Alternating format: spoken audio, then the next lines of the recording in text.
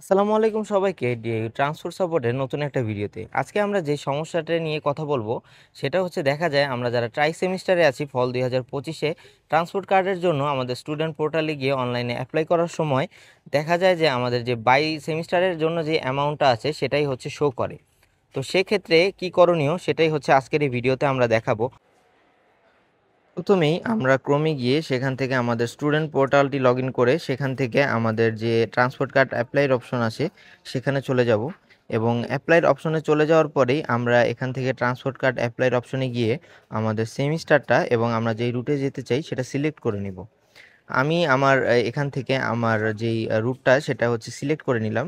কিন্তু দেখতে পাচ্ছেন এখানে হচ্ছে ৪,৫০০ টাকা শো করছে।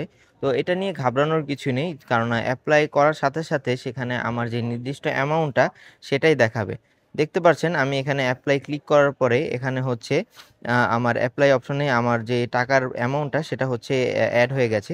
এখানে হচ্ছে তা আনপেইড দেখাচ্ছে এবং এখানে দেখতে পাচ্ছেন আমার যেহেতু ৩৭০০ টাকা আমার রুটে, তো ৩৭০০ টাকা শো করছে।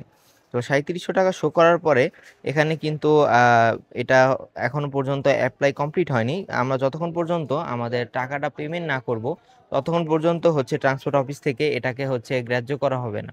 তো সেক্ষেত্রে আমরা অনলাইনে অ্যাপ্লাই করার পরে সাথে সাথেই এখানে পে অ্যামাউন্টে গিয়ে আমাদের যে নির্দিষ্ট টাকাটা সেটা হচ্ছে আমরা আমাদের অ্যাড করে নিব এবং টাকাটা হচ্ছে ক্লিয়ার করে নিব। তাহলেই আমাদের যে অ্যাপ্লাইটা সেটা হচ্ছে কমপ্লিট হয়ে যাবে। আজকের ভিডিওটা এ পর্যন্তই, দেখা হবে নেক্সট কোনো ভিডিওতে। এ পর্যন্ত সবাই ভালো থাকুন, সুস্থ থাকুন, আল্লাহ হাফেজ।